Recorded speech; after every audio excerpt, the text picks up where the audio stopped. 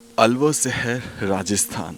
अगर आप यहाँ घूमने आए हैं तो आप अपने जीवन का सबसे बेस्ट एक्सपीरियंस साथ लेके जाएं। यहाँ पर है हॉप सर्कस, मूसी महारानी की छतरी, द सागर, द ग्रेट बाला किला, सिलिसेड झील, गरवा जी का वाटरफॉल, अलवर का वाटरफॉल कहा जाता है जिसे, नटनी का बारा, ताल वृक्ष, सरिस्का, भानगढ़, नीलकंठ महादेव, मंगलाम सर डैम, तहला फोर्ट, पांडुपोल मंदिर और सबसे लास्ट में कांकवाड़ी फोर्ट। इन सब के बारे में डिटेल से आपके बताऊंगा कि आखिर आपको ये चीज़ें क्यों देखनी चाहिए और किस वक्त आप इन्हें देख सकते हैं। The best experience. अलवर शहर में आए तो यहाँ का खाना तो चक्के जाएंगे ना कि यहाँ का बेस्ट फूड क्या है और कहाँ आपको स्टे करना चाहिए। तो चलिए शुरुआत करते हैं शुरू से। तो दोस्तों, अलवर शहर राजस्थान में पड़ता है और यहाँ की राजधानी जयपुर से ये 155 किलोमीटर की डिस्टेंस पर स्थित है, जिसको पूरा करने में महज 3 घंटे या 3.5 घंटे का समय लगता है। अगर आप ट्रेन से आ रहे हैं तो 2 से ढाई घंटे में पहुंच जाते हैं।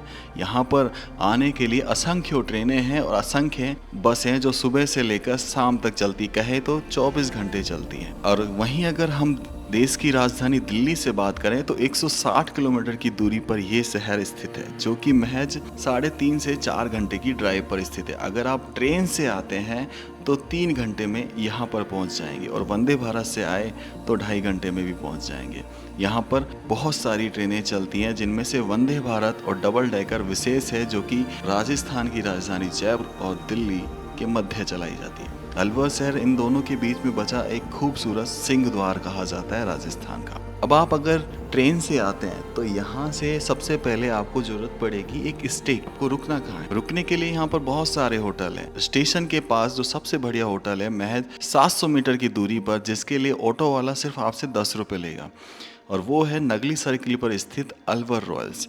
यहाँ पर स्टे करने के लिए इसलिए बोल रहा हूँ क्योंकि ये जगह काफ़ी सुरक्षित है और आरामदायक भी है, क्योंकि आपकी सेफ्टी हमारी प्रायोरिटी है। अब यहाँ से चलते हैं उस पहले मॉन्यूमेंट की तरफ, पहली चीज़ की तरफ जहाँ आपको अवश्य जाना चाहिए। उसका नाम है हॉप सर्कस, जो कि अलवर जंक्शन से महज 2 किलोमीटर की दूरी पर स्थित है। इस हॉप सर्कस पर जाने के लिए मैं आपको इसलिए बोल रहा हूँ, इसका उद्घाटन हुआ था 1940 में और इसके पीछे एक बहुत लंबी कहानी है। एक्चुअल में इसको बनाया जाने वाला था दिल्ली के कनॉट पैलेस की तर्ज पर। जहाँ ये हॉप सर्कस खड़ा है वहाँ पार्क बनने वाला था, लेकिन कहते ना, होता वही है जो राम रच राखी। यहाँ पर एक मिट्टी का टीला था। जब उस टीले की खुदाई करनी प्रारंभ की गई तो वहाँ पर निकले हमारे भगवान भोलेनाथ, शिवलिंग, और जिनकी पूजा आज तक की जा रही है। और इनके दर्शन करके मानो आपकी ट्रिप के 4 चांद लगने वाले। अब यहाँ से दर्शन करने के बाद आप चलेंगे मूसी महारानी की छतरी, जो कि अलवर बस स्टैंड के सामने से रास्ता जाएगा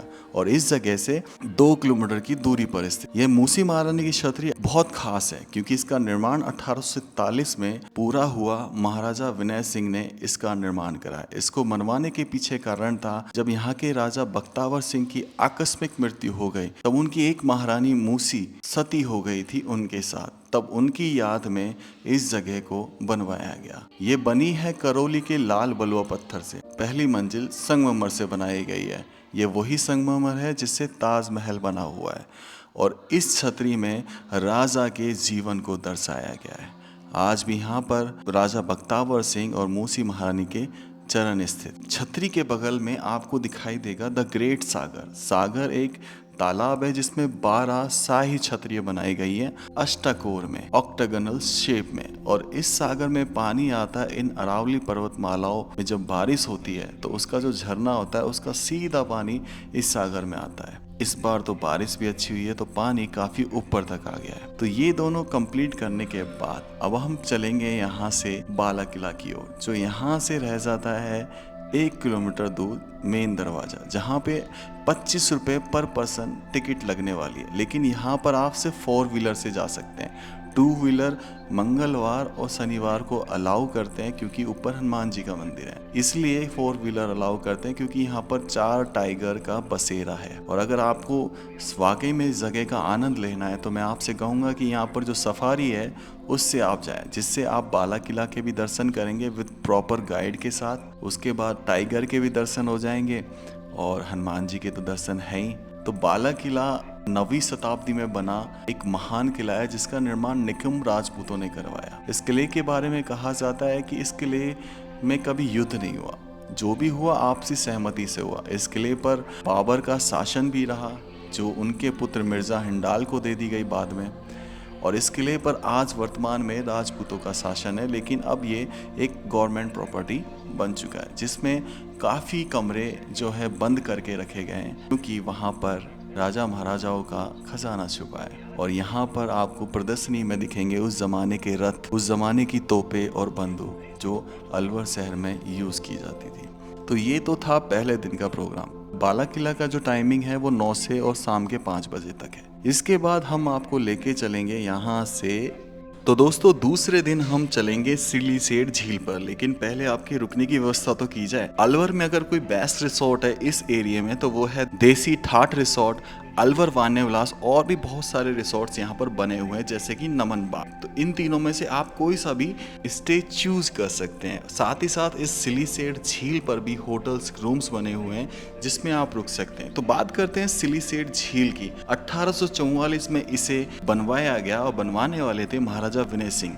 इस झील का निर्माण किया गया था अलवर शहर को पानी देने के लिए, और इसकी 2 पाल बनाई गई। इस पाल के चारों तरफ थी अरावली पर्वतमाला, जहां पर बारिश का पानी इकट्ठा होकर इस झील में जमा हो जाता है, जिसकी 31.6 फीट भराव क्षमता है। और इस बार तो इतनी बारिश हुई कि ऊपर चली गई थी। इस झील के अंदर बहुत सारे मगरमच्छ भी है। इस झील में आप बोटिंग भी कर सकते हैं। बोटिंग के प्राइसेस जो है 900 रुपीज से स्टार्ट है, और यहाँ पर स्पेशल बोट्स के अलग अलग प्राइस हो जाते हैं। और इस सिलीसेड झील में प्रवेश शुल्क है वो 100 रुपए पर पर्सन, जिसमें ऊपर जाके आपको एक बेवरेज भी मिलेगा। कॉफी ले लीजिए या फिर एक कोल्ड ड्रिंक ले लीजिए, और बोट की प्राइस अलग से है। तो ये बोट में पूरा एक चक्कर कटवाते हैं सुंदर झील के। अब यहीं पर इसी एरिया में 3-4 किलोमीटर के एरिया में पड़ता है गरवा जी का झरना। जब उस झरने को आप देखेंगे तो ऐसा लगेगा कि मानो आदिकाल से है। इस झरने के ऊपर तक गए जहाँ पर शिव परिवार का मंदिर भी बना हुआ है, लेकिन फिर आगे जाके घना जंगल, वहाँ से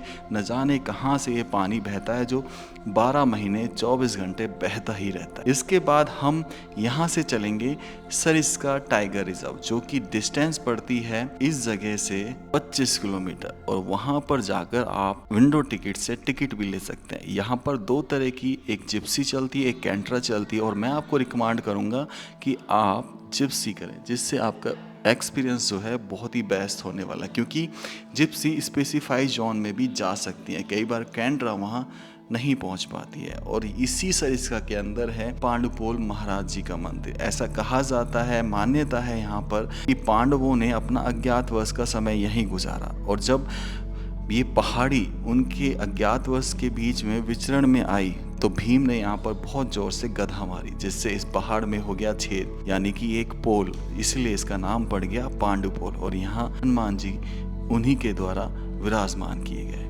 तो डे 3, अब सरिस्का टाइगर रिजर्व आपने विजिट कर लिया है। अलवर शहर से लगभग 80 किलोमीटर चलने के बाद आता है प्रतापगढ़, जो कि भानगढ़ से पहले पड़ता है। प्रतापगढ़ में है वो महान किला जिसे प्रतापगढ़ का किला बोला जाता है, जिसे बनवाया था 18वीं शताब्दी में राजा प्रताप सिंह ने, जो बाद में अलवर के राजा बने और आज भी उनके वंश ही अलवर के राजा हैं। इस प्रतापगढ़ किले पर पहुंचने के बाद आपको थोड़ा सा चढ़ना पड़ेगा, लगभग 600 से 700 मीटर की ऊंचाई। सीढ़ियां बनी हुई है, कुछ आधा रास्ता है, लेकिन इस किले का एक्सपीरियंस आपको अलवर शहर में सबसे अच्छा मिलने वाला है, क्योंकि ये अरावली पर्वतमाला की चोटी पर बसा हुआ है, जिसके चारों तरफ कभी अरवरी नदी बहा करती थी। इस किले के दर्शन जरूर कीजिएगा। यहाँ पर एक माता का मंदिर भी है। यहीं से थोड़ी सी दूर, लगभग 15 किलोमीटर की डिस्टेंस पर आ जाता है भानगढ़ का किला, या भानगढ़ कहे जगह, वो शहर जो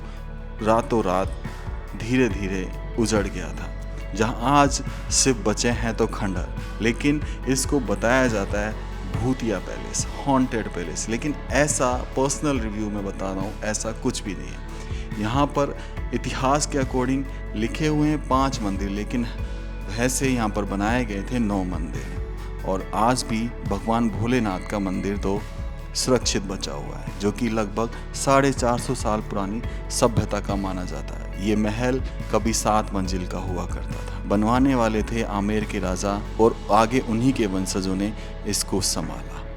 इसमें थोड़ा सा आपको टाइम लग जाएगा घूमने में, क्योंकि कई किलोमीटर के क्षेत्र में ये फैला हुआ है। इसके बाद अब आप यहाँ से चलेंगे टहला क्षेत्र की ओर, जहाँ पड़ता है 9वीं शताब्दी में निर्मित नीलकंठ महादेव का मंदिर, जिनका शिवलिंग सबसे कीमती पत्थर नीलम से बना हुआ है। और आसपास के जितने भी मंदिर थे सबों में से मूर्तियाँ चोरी हो गई नीलम से बने होने के कारण, क्योंकि कभी अलवर साम्राज्य नीलम की कारोबारी के लिए जाना चाहता था। आज भी भगवान भोलेनाथ ऐसे ही यहाँ पर विराजमान है नीलकंठ में। मानो आप एक बार तो कहेंगे कि भोलेनाथ सामने बैठे हैं, इतने अच्छे दर्शन। इसी टहला क्षेत्र, इसी नीलकंठ धाम के पास है मंगलाम सर डैम। इन सब की लोकेशन मैंने इस वीडियो के डिस्क्रिप्शन में डाल दी। इस डैम की खास बात यह है कि ये पिछले 20 साल से सूखा पड़ा था, खुदाई होने लग गई थी, मिट्टियाँ निकाले जाने लग गई थी और इसकी भराव क्षमता 45 फीट है। और आज बरसों बाद इस बार भी इसमें पानी आया, और लास्ट टाइम जब मैंने इसमें पानी देखा था तो 35 फीट के आसपास था, और बहुत ही सुंदर नज़ारा दिखता है यहाँ से। तो ये भी मस्ट विजिट पैलेस हो जाता है। फिर थोड़ा सा आगे बढ़ेंगे तो टहला कस्बे में स्थित है टहला का किला, जिसे बनवाया था मिर्जा राजा जयसिंह, जो जयपुर के राजा हुआ करते थे। और लगभग 300 साल पुरानी ये कहानी थी इस किले की। लेकिन रखरखाव के अभाव के कारण ये किला भी अपनी शौर्यता खोता जा रहा है। फिर थोड़ा सा आगे चलते हैं तो राजगढ़ आता है। अब राजगढ़ में क्या है, राजगढ़ के पास है माचाड़ी गांव, जहां से इस मत्स्य नगर, इस अलवर रियासत का आरंभ हुआ। और यहाँ पर है रानी का कुआं, जो कि 1402 ईस्वी में बना। इस रानी की कुएं की बहुत ही खास बात है, क्योंकि इसमें जो मंदिर था वो 650 साल पुराना मंदिर था, जिसमें गणेश जी की मूर्ति बड़ी विचित्र थी। क्योंकि जब भी अपन गणेश जी की मूर्ति देखते तो उनकी जो सूंड होती है वो बाईं तरफ घूमी रहती है, लेकिन इस मंदिर में इनकी सूंड दाईं तरफ घूमी हुई थी। और ये गणेश जी का आक्रामक रूप होता है। उस समय राजा शायद आक्रामक रूप की पूजा करते थे, क्योंकि उन्हें युद्धों में आक्रामक रहना पड़ता था। इसी कारण ये कुआं, इस कुएं में बहुत डर लगता है, क्योंकि इसकी जो सीढ़ियां हैं वो ऐसे बनी हुई है जैसे मानो कि आप पाताल लोक में चले जाएं। तो दोस्तों, आखिरी और सबसे सुंदर और एडवेंचरर जैम की बात करते हैं। ये है कांकवाड़ी का किला। ये कांकवाड़ी का किला सरिस्का टाइगर रिजर्व के अंदर स्थित है। इस तक आप सफारी वाले भैया से अगर बात करेंगे तो ही पहुंच सकते हैं। इसका निर्माण जो है 17वीं शताब्दी के आरंभ में हुआ, और यहाँ तक पहुँचने के लिए 4 व्हीलर की जरूरत पड़ेगी। ये किला अलवर से का या कहीं अलवर रियासत का सबसे सुंदर किला है, क्योंकि इसके चारों तरफ बहुत बड़ा युद्ध क्षेत्र, खाली क्षेत्र दिखाई देता है। इस किले में कभी औरंगजेब भी आए थे।